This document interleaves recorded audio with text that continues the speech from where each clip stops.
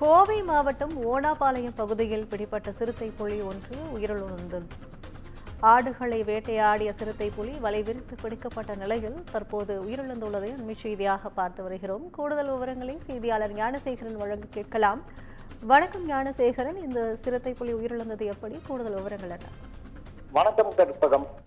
மேற்கு தொடர்ச்சி மலையை ஒட்டி உள்ள தொண்டாமுத்தூர் மற்றும் ஓனாபாளையம் பகுதியில் கடந்த சில மாதங்களாக கால்நடைகளை தாக்கி வந்த சிறுத்தை இன்று வனத்துறையினர் வெற்றிகரமாக பிடித்தனர். நேற்றிரவு கடந்த ஆண்டு ஆகஸ்ட் மாதம் முதல் இந்த சிறுத்தை கெம்பனூர் மற்றும் தொண்டாமுத்தூர் பகுதிகளில் கால்நடைகளை தொடர்ந்து தாக்கி வந்தது. இதனால் அப்பகுதி மக்கள் அச்சத்தில் இருந்தனர்.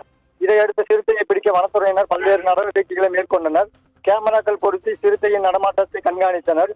கூண்டுகளும் வைத்து சிறுத்தையை பிடிக்க முயற்சித்தனர். எனினும் சிறுத்தை பிடிபடாமல் போக்கு காட்டி வந்தது. இந்நிலையில் நேற்று கலிங்கநாயக்கம்பாளையத்தில் உள்ள குடியிருப்புகளில் சிறுத்தை புகுந்ததால் பரபரப்பு ஏற்பட்டது. இதையடுத்து வனத்துறையினர் உடனடியாக சம்பவ இடத்திற்கு விரைந்து சிறுத்தையை பிடிக்க நடவடிக்கை எடுத்தனர். நீண்ட போராட்டத்திற்கு பிறகு சிறுத்தை வலை மூலம் பிடிக்கப்பட்டது. பின்னர் மயக்க மருந்து கொடுத்து சிறுத்தை மருதமலை குடியிருப்புக்கு கொண்டு செல்லப்பட்டது.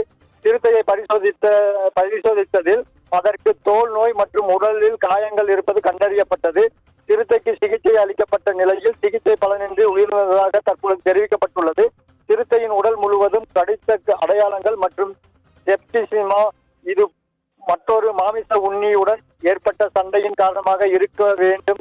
வலது மேல் மற்றும் கீழ்கோரை உடைந்து ஈர்கள் வீங்கி வளைவில் பல எலும்பு முறிவுகளும் ஏற்பட்டுள்ளன.